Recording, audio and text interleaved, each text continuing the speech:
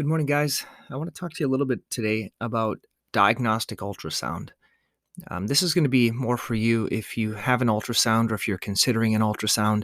But more importantly, it's for those people that have a hard time using the ultrasound enough.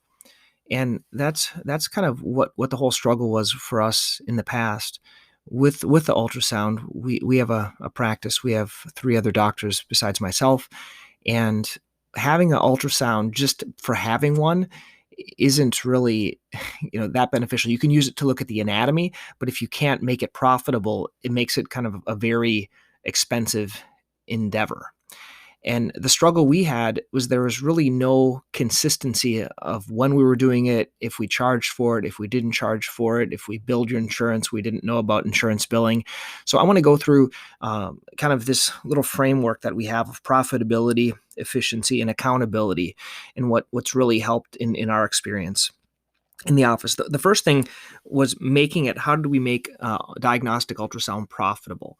And I can speak to this because I'm the one that uses it the most in our office and the one that makes the most off of it. And so let me explain. First of all, certain patients and certain insurances do cover diagnostic ultrasound. So you have to know which ones those are. Normally, if it's like a Medicare patient, they will be able to be qualified for it.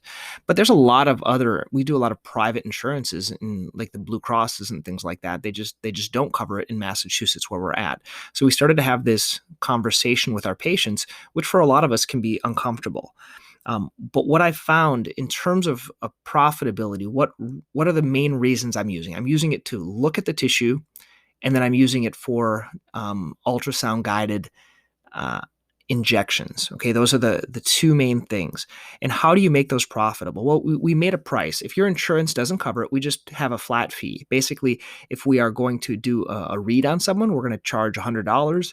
And if we're doing a diagnostic injection, we're going to charge $50. That's just the out-of-pocket expense for it. Okay, so that started to make it profitable, but I still wasn't doing it that much. Okay, so you could put whatever price you want, but if you're not using it, and I know a lot of people say, oh, I don't want to charge my patients. I'd use it anyway.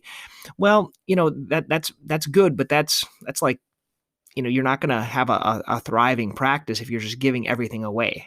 That's part of the issue, but they have to see the value of it. So the profit part, we set the price, okay, but I still wasn't doing it that much. So I needed kind of to make it more efficient. Okay. And so the efficiency aspect, so we talked about the profitability. It wasn't profitable in the beginning. So basically in the beginning, when you get one, you just practice on everyone. Okay. So till you get consistent. And we tried a couple ways. One way is we did blocking time to make it more efficient. So what I did is I had a half day a week, which is like my ultrasound block. So I made everyone come back in at that time and do an ultrasound. Okay. That's when I was learning it. And that worked really well. I think blocking time, we block time for a couple of things in the office. All the nail care, I do it on Fridays. Okay. So it's just one day a week, and my other colleagues do it a half day. And that's just that block time. That's the only time you can fit them in.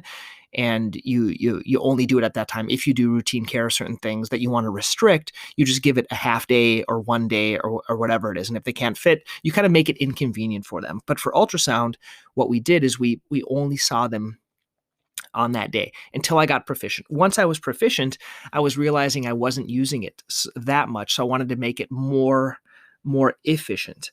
And the best thing to make it efficient was offering it. And you may think that sounds strange, but when we're talking to people, we a lot of times, we always do the x-ray first, but then just to have that extra conversation about the ultrasound, it kind of messes with our flow. So let me explain what made it more efficient for me. So usually ultrasound, in my experience, I didn't do it the first visit. Okay, so the first visit, they come in. Let's talk about plantar fasciitis. They come in, you talk about plantar fasciitis. We get the X-rays. We kind of go through the whole program. If you've heard me speak before, I have a presentation that I do, and the only thing that I did is in the presentation I added an ultrasound image. Okay, so that was the most effective thing for me. So I said, Mrs. Jones, I usually try some non-surgical treatment or conservative treatment when they come in. If they haven't already tried all that stuff, I say, Mrs. Jones, we're going to try these things for 2 or 3 weeks. And when I see you back in 3 weeks, if you're not better, I'm going to do a diagnostic ultrasound to evaluate the thickness of the fascia. And that's how I did it. So I always said, if I had time, I might do it that day. But usually I had to have this conversation before, and they wanted to try some things before. So I would say on the next visit, we are going to do this diagnostic ultrasound. And I really had no one that ever has said no. Okay. They and I always preface it and I say, insurance may or may not cover it. And basically the way I explain it now to make it more efficient, I say, Mrs. Jones, we're going to do diagnostic ultrasound. If your insurance doesn't cover it, it's $100. Okay. That you're going to have to pay. But then I kind of preface it. I said, and that's really for however many that you need. And the reason I say that is in my treatment protocol, I'll do it at the beginning and I'll evaluate the thickness and I'll usually evaluate both sides and I'll look at it that way. But then for a lot of my patients, they do, for example, shockwave. And then after the shockwave, at that 6-week follow-up, so I'll do 3 treatments, say, and I'll see them 6 weeks later.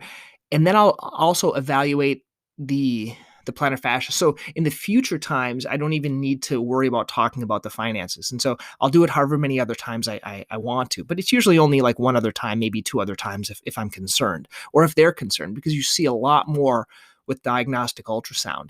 And another good tip when you're doing it, when you take the picture, you can actually have them take a picture with their cell phone. I do that same thing with the x-rays. They can take a picture if they want to see what it is, if they want to remember, or if they want to understand it.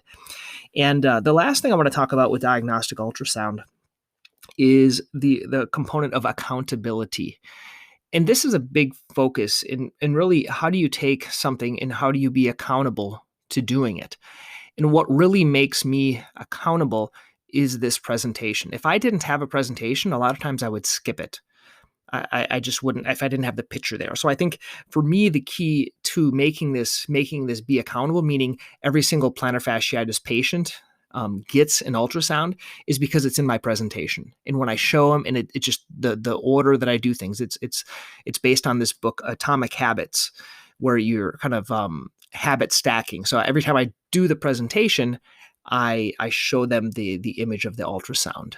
And then I say, Mrs. Jones, we're going to show you this. Normally it's thicker because of the chronic inflammation that's in there, and our treatment is going to be focused on that. And so hope that helps. Those are some tips about diagnostic ultrasound. Certainly, if you have any questions or thoughts, let me know. Also, if you want to learn more, you can go to Podiatry Practice Mastery for more information and sign up for our next group session. The next group session is going to be in the beginning of February.